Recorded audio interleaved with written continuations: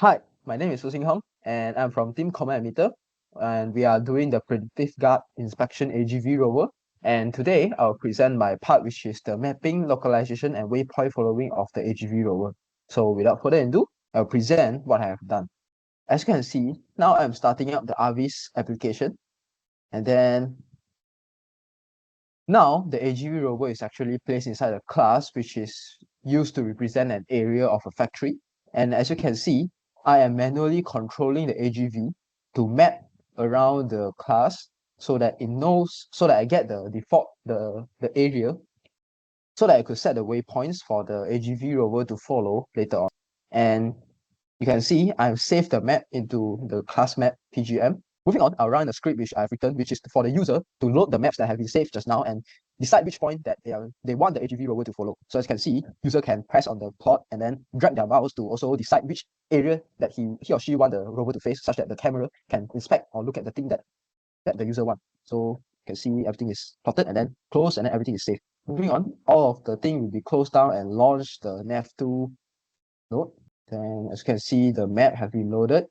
And then initially, before the launching, 2D, the post estimation have to be given so that the inside RVs, they know actually where is the robot right now. As you can see, the robot is actually at the corner of the class over there, and then the post estimation is also given there. And moving on, I will load the script that I have written, which is the waypoint following script, where it will load the YML file, which contains the waypoints that have been set by the user just now. So after it loads, the script will send the waypoints to the RV's nodes and control the scuttle to move one by one following the waypoints that have been set. And that's all from me. Thank you.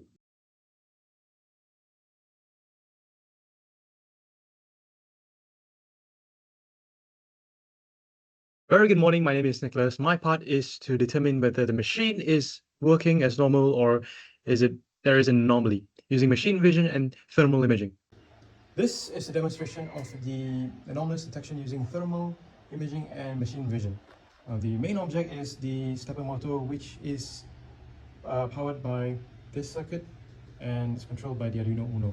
It will be used for a demonstration, and this is a Raspberry Pi 4. It's connected with the MLX90640 camera and powered by power bank. The phone is used as a camera. The phone sends the frames to a computer, which then uses a machine vision model to detect the object. In this case, it's a motor. The thermal camera extracts temperature information. The median temperature is 32.96, which falls in the range of normal operating conditions for this motor. I've manually set the normal operating range to 32 to 35 degrees Celsius. And this is what it looks like for the thermal imaging. So as the thermal camera and the camera collects information from the motor itself, it stores them into a folder locally on the machine. They are annotated view, temperature data, temperature image, and also normal view. So this is an example of the annotated view. And then this is the example of a normal view where there is no annotation. And in addition to that, I can train a model based on the data that I've collected. Okay, so it's finished training. So I give an example output of what the model will look like. There's a difference between the model and without the model. The model uses statistical analysis, like they use standard deviation to determine what is the optimal temperature for a machine to operate. For example, if I go to annotated view, there is optimal and not optimal. Let me go to optimal. So as you can see, it can differentiate between what is optimal and what isn't.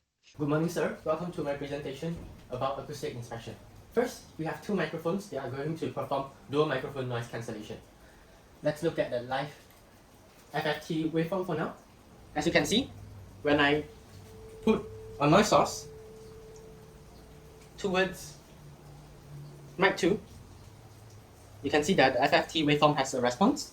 And when I put the noise towards mic 1, the FFT has the same response. So now, on the top graph, it's going to be a noise cancellation technology waveform, and on the bottom graph, it's going to be the original signal.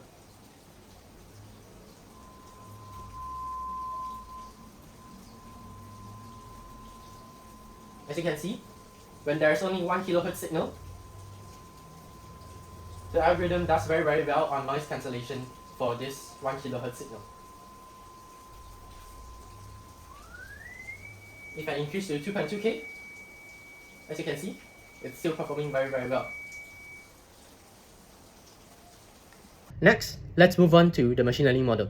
I have trained a machine learning model that can recognize audio signature of a fan, and it will perform inferencing on the given input file. The audio input will be from the mic array just now, so let's look at an example. So this one is an input file on the trained dataset, and it's abnormal. So when the code runs, it will generate a spectrogram. As you can see, this one is the spectrogram of an abnormal fan, and it will generate a result. So this result will have a file name, time, and the result of detection, which is abnormal. Let's move on to normal. This one is normal. Change the name of spectrogram, and we can run again. So as you can see that there are differences in their spectrogram, and for the results, it got overwritten. So the time has changed, and as you can see, the results of detection is different as well. That's it for my presentation. Thank you. The dashboard is a web application running on PHP server. It communicates with the device over HTTP LAN connection. The dashboard starts with the device management, where we can add the devices. Once we have the devices, we can add maps to those devices. For example, this is one of the map that we are setting up. So we can set up the coordinates to inspect by clicking on them, or configure them manually in these input fields. We can name them, and these coordinates gets converted to actual coordinate using this ratio.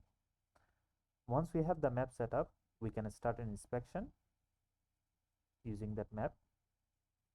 We can start now or later. For example, this is one of the inspection running. When inspection starts, it starts with navigation. Once the navigation completes, it triggers acoustic and vision model, and it keeps repeating for all the points.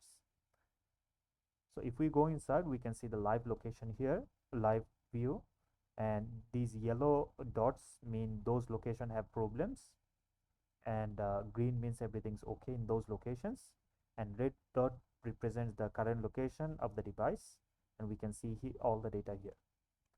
This is the vision model data, this is the current location picture, and this is the audio.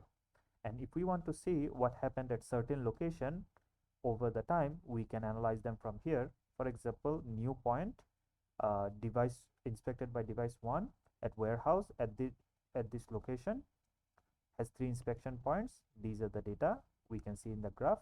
These points also show what happened at those locations using the message, and we can either click here or here to check the data at those locations. Lastly, we have the incidents listed separately, so we can easily take a look at them. And we have the home page summarizing the last week's details. Finally, we have the bot here, which helps the user to answer basic questions.